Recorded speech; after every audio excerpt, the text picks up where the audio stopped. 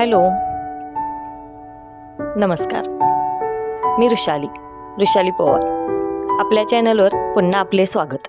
आजचा विषय आपला वेगळा होता, पण काल आमच्या गावातील ग्रुपवर एक छान मेसेज कोणीतरी सेंड केला. तो विचार इतका छान होता की मला मनापासून वाटलं की ते विचार तुम्हाला वाचून दाखवावे. म्हणून आपला मेन विषय बाजूला ठेवून मी तो मेसेज तुम्हाला वाचून दाखवते. कोणी ग्रुपवर पाठवलाय माहीत नाही आणि कोणी लिहिलाय ते पण माहीत नाही, पण प्रत्येकाने वाचावा आणि ऐकावा नक्की असाच आहे. तरी शेवटपर्यंत व्हिडिओ नक्की पहा. मी प्रत्येक स्त्रियांनी शांत वाचावी. मी एक मुलगी, एक बहीण, एक मैत्रीण, एक पत्नी, एक सून, एक जाऊ, एक नणंद, एक आई, एक सासू, एक आजी आणि एक पणजी. सर्व काही झाले, पण मीच व्हायचं राहून गेले. आयुष्य संपत आलं आणि आता वाटतंय स्वतःसाठी जगायचंच राहिलं. कळत नव्हतं तोपर्यंत आईने आजीने नटवलं, नंतर दादा आणि बाबांनी बंधन घातलं. वयात आल्यावर माझ्या प्रत्येक गोष्टीचे अर्थ निघू लागले आणि न कळत माझी चरित्रच चर्चेत यायला लागली. माझ्या फिरण्या, वागण्या, बोलण्या, हसण्यावर सोयीस्कररित्या बंधन आले. एका मित्राची मैत्रीण होतानाही समाजाने आडवे घातले. आणि आता काय, शिक्षण झाले म्हणून काका बाबा स्थळ बघायला लागले. नोकरीचा तर प्रश्नच मांडायला गेले तर म्हणे नोकरी आता कशी करणार, सासरच्यांना विचारूनच करावी लागणार.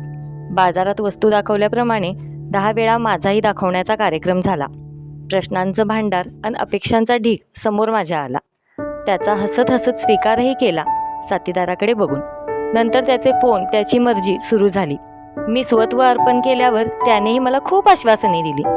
न कळत मी एका संसार नावाच्या नव्या विश्वात ढकलले गेले आणि पुढचे आयुष्य जणू मृगजळच झाले.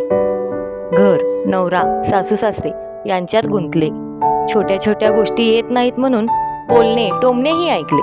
माहेरी नाही सांगितले वाईट वाटेल म्हणून हसतमुख राहिले नेहमी दुःख लपवून. आणि अचानक माझ्यावर कौड कौतुकाचा वर्षाव झाला सुरू. कारण माझ्यामुळे येणार होतं घरात एक लेकरू. मुलगा की मुलगी चर्चा झाली सुरू. आणि खरंच मलाही कळत नव्हते काय काय करू. विस्कटलेल्या मनाने पुन्हा एकदा उभारी घेतली आणि कोमजलेल्या फांदीला पुन्हा नवी पालवी फुटली. 9 महिने सरले आणि त्या निष्पाप जीवाकडे बघून मी भरून पावले. आई असे नवे नाव मला मिळाले.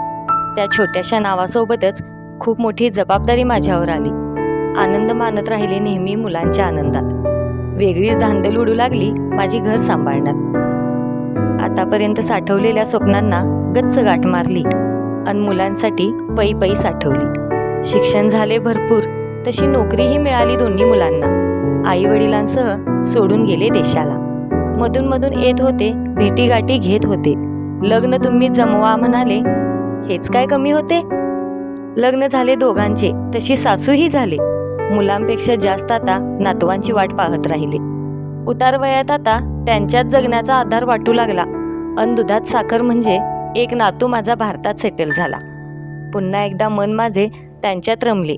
आता त्यांचे लग्न झाले, नात सुनेचे पाऊल घराला लागले. मन आनंदाने भरून गेले आणि कवळी बसलेल्या बोळक्याला हसू आले. अपेक्षांचा आलेख उंचावत होता आणि मला पंतीचा चेहरा पाहायचा होता. ती ही इच्छा माझी पूर्ण झाली. घरात एक गोंडस पंती आली. पुन्हा एकदा मीही तिच्यासोबत बालपणात गेले. आणि आता मात्र सर्वजण माझ्या मरणाची वाट पाहू लागले.